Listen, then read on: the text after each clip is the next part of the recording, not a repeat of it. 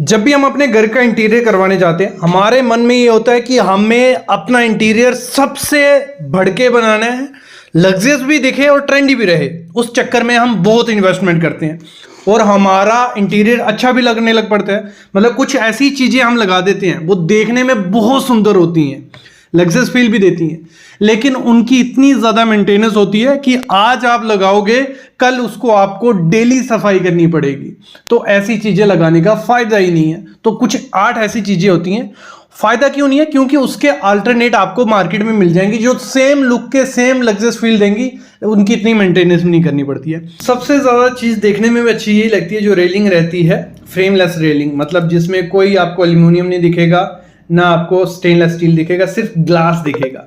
ये रेलिंग बहुत प्यारी लगती है। जैसे आप किसी भी दूर से विला को देखोगे या कोई भी होगा तो वहां पे ऐसी लगी होगी, सीमलेस सी दिख रही होगी। लेकिन सबसे ज्यादा मेंटेनेंस ही मांगती है, मतलब जो घर में सबसे ज्यादा मेंटेनेंस मांगती है वो रेलिंग होती है। अगर ग्लास रेलिंग आपने लगा दी, अगर मेंटेनेंस नहीं करोगे तो वो 6 महीने बाद डल होने वाली है।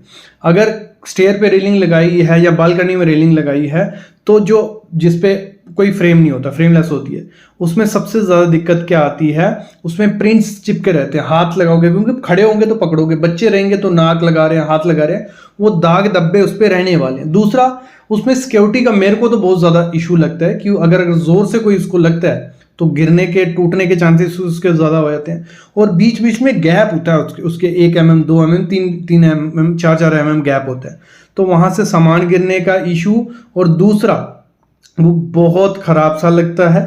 क्लीनिंग का तो सबसे ज्यादा दिक्कत रहता है कि इसमें जो फ्रेमलेस ग्लास वाली रहती है, तो दाग धब्बों से बचने हैं तो मेरे ख्याल में इसको अवॉइड करो। बेस्ट है आप MS की लगा लो या SS की लगा लो। और टेक्सचर वाला अगर लगा देते हो तो ग्लास, तो वो थोड़ा उसकी मेंटेनेंस कम करनी पड़ती है, क्योंकि टेक्सचर की वजह से जो बारिश के दाग धब्बे होते हैं वो नहीं दिखते हैं। अगर आप सिंपल प्लेन ग्लास रखते हो और वो भी फ्रेमलेस वाला, तो उसमें दिक्कतें आने लग पड़ती हैं। इवन अलाइनमेंट इशू हो जाता है कि नीचे एक सपोर्ट दी होती है, जब सपोर्ट थोड़े टाइम बाद लूज हो जाती है तो कहीं साइड से देखोगे तो मिरर आगे पीछे हो गए होते हैं, तो ये चीज़ भी दिक्कत देने वाली है। तो बिग साइज की विंडोज़ होती हैं, मतलब देखने में बहुत रिचनेस देती हैं, क्योंकि बड़े साइज की विंडोज़ होंगी तो एक तो ग्लास बहुत सा लगा होता है तो बहुत प्यारी लगती हैं। लेकिन यहीं पे सबसे बड़ी गलती हो जाती है।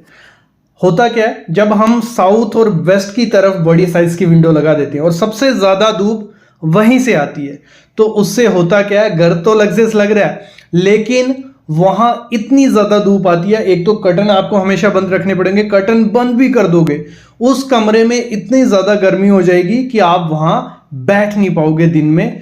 या तो आपको डेली पूरे दिन AC चलाना पड़ेगा, और साथ ही साथ उससे होता क्या है, जैसे UV रेस अंदर आती हैं, जो आपका फर्नीचर होता है उससे उसका कलर भी फेंट हो जाता है, फैब्रिक का कलर चला जाता है। ये सबसे बड़ी दिक्कत रहती है जब हम साउथ वेस्ट में बड़े साइज की विंडो लगा देते हैं।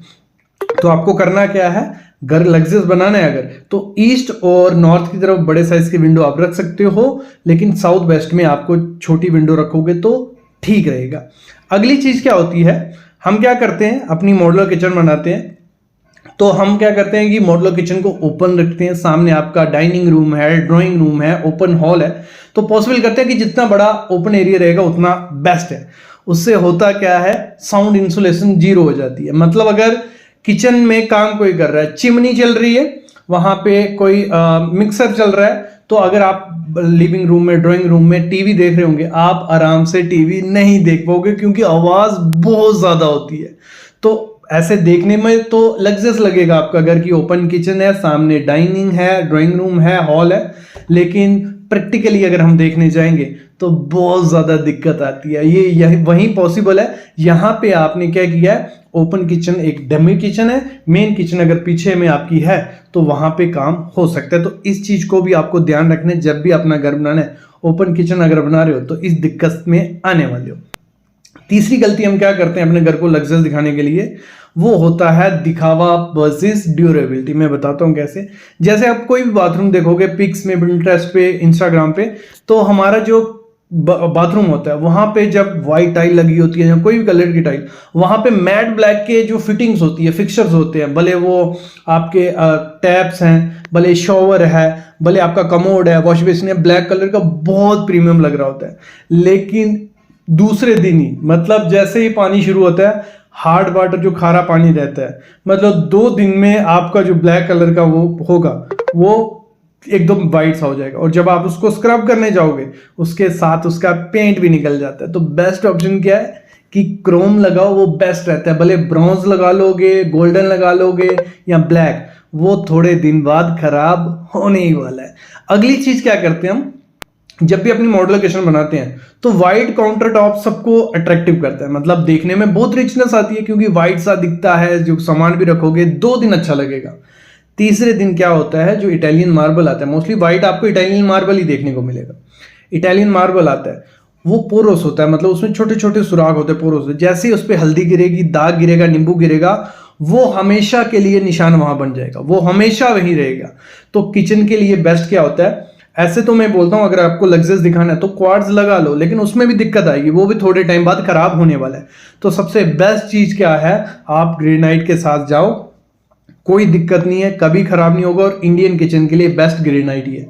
देखो हमें क्या है, लुक थोड़े दिन के लिए चाहिए, मतलब जिस दिन आप घर रहने जाओगे 1 महीने तक, जब तक गेस्ट आ रहे तब तक ठीक है कि अच्छा सब बोल रहे हैं अच्छा अच्छा। लेकिन जैसे 1 महीना चला जाएगा, आपको इतनी मेंटेनेंस उस चीज की करनी पड़ेगी, रिपेयरिंग इतनी करनी पड़ेगी, तो तंग आओगे। तो बेस्ट चीज है, आप दिखावट के चक्कर में मत रहो, प्रैक्टिकली थोड़ा सोचो, ड्यूरेबिलिटी देखो। अगली चीज क्या करनी है, आजकल ट्रेंड क्या चला है, पुश टू ओपन वाली हर चीज, कैबिनेट है, आपके ड्रॉर्स हैं, किचन है, पुश टू ओपन अच्छा है कैबिनेट, कोई दिक्कत नहीं है, स्मूथ से दिखते हैं, बहुत लग्जरियस लुक देते हैं हैंडल्स। लेकिन होता क्या है, जहां से आप पुश करते रहोगे, कोई भी हम किचन ले लें, वार्डरोब ले लें, वहां पे उंगलियों के निशान गारंटीड है आने ही आने, गारंटीड है। वो अगर पेंट किया हुआ है, पेंट में क्या होगा, 3 4 5 महीने बाद वहां प्रिंट वो परमानेंट चिपक जाएगा हाथ उंगलियों का निशान, नहीं तो स्टेन दाग धब्बे रहेंगे ही रहेंगे। तो अगर आप डेली उसको साफ नहीं करोगे तो पूरा कबाड़ा हो जाएगा आपके इंटीरियर का। तो मैं तो रिकमेंड करता हूं, या तो जी प्रोफाइल वगैरह लगा लो, या तो हैंडल्स लगा लो। हैंडल्स में क्या करो, अगर थोड़ा लग्जरियस बनाना है तो बड़े साइज के हैंडल्स लगा लो। पुश टू ओपन देखने में अच्छा लगता है लेकिन प्रिंट्स रह जाते हैं। अगली गलती क्या करते हैं हम, हमारा जो भी बाथरूम होता है, जहाँ हमारा ड्राइंग रूम है, कहीं भी कुछ भी एरिया है, तो हमें होता है कि वहाँ पे डिज़ाइन कार्विंग करवाई हुई आइटम लगानी। हम पिक्स में देखते हैं जाली जैसे पैटर्न बने हुए, वो MDF होता है, जहाँ तो HDHMR होता है।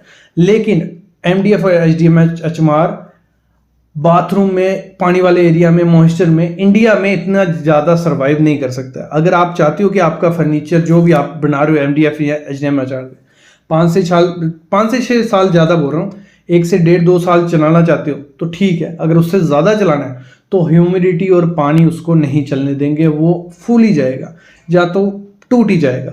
तो हमेशा क्या करना है, जो आपका पानी वाला एरिया है, भले वो आपका बाथरूम है, किचन है, तो वहाँ पे BWP प्लाई यूज़ करो। BWP बेस्ट प्लाई होती है, मॉइस्चर या किसी से ख़राब नहीं होती है, सुंदर भी लगती है और देखने में भी अच्छी है। अगली चीज़ हम क्या करते हैं, हमें सबके बाथरूम, हम पिंटरेस्ट पे, इंस्टाग्राम पे देखते हैं तो डाइवर्टर लगे होते हैं कि एक तरफ से पानी निकल रहा है, यहाँ से पानी निकल रहा है, शॉवर 6 वे 4 वे, तो डाइवर्टर बहुत अच्छा लगता है।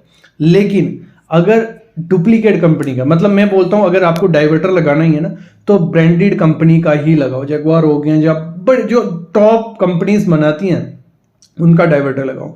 अगर लोकल कंपनी का, या ऐसे तो मैं रिकमेंड ही नहीं करता कि डाइवर्टर लगाओ, देखने में बहुत प्यारा लगता है। लेकिन अगर बाई चांस वो अच्छे से नहीं लगा या थोड़े टाइम बाद लीकेज कर गया, क्योंकि माल फंक्शन किसी में भी हो सकता है, तो पूरी की पूरी एक्सपेंसिव टाइल निकालनी पड़ेगी, पूरा का पूरा प्लास्टर निकालना पड़ेगा। अगर नहीं निकालोगे तो दूसरे तरफ की दीवार तो खराब होने वाला है, पूरे घर में सीलन हो जाती है। अगर आपके बाथरूम की एक दीवार में सीलन शुरू हुई, पूरे घर में सीलन होने में देरी नहीं लगेगी। तो अगली चीज़ क्या होती है, जब हम किचन बनाते हैं, वार्डरोब बनाते हैं, तो हमें सबको चाहिए, क्योंकि पिंटरेस्ट और इंस्टाग्राम देखा होता है कि एकदम मिरर जैसी फिनिश आए, बहुत चमकती हुई चीज़ देखे, तो हाई ग्लास एक्रेलिक शटर्स लगा देते हैं। तो होता क्या, हाई ग्लास जो एक्रेलिक शटर होते हैं उन पे फिंगरप्रिंट्स आ ही जाते हैं, मतलब जैसे उनको खोलोगे बंद करोगे वहाँ फिंगरप्रिंट्स दिखना शुरू हो जाएंगे और धीरे धीरे स्क्रैच भी आ जाते हैं और पूरी लुक खराब हो जाती है और रिपेयर भी नहीं होता है। बेस्ट क्या है, मैं बोलता हूँ लेमिनेट लगाओ यार, मैट लेमिनेट लगा दो, या एंटी फिंगर लेमिनेट जो आती है, ठीक है, जिसमें प्रिंट्स नहीं आते फिंगर्स के, वो लेमिनेट लगा दो, वो भी एकदम रिचनेस लुक देंगे और प्रिंट्स भी नहीं आएंगे। ये कुछ चीज़ें थी, आई होप ये कुछ वीडियो कईयों को चुभेगी, क्योंकि सबने खर्चा कर ली है, और कुछ चीज़ें मैंने इसमें से बताई भी थी कि ट्रेंडी आप लगा सकते हो, लेकिन जो चीज़ ट्रेंडी है उसकी मेंटेनेंस आपको मस्ट करनी पड़ेगी। तो आई होप आइडिया लग गया होगा, ऐसी वीडियोस में लाता रहूँगा, बस चैनल को सब्सक्राइब कर लो और बेल आइकन दबा लो।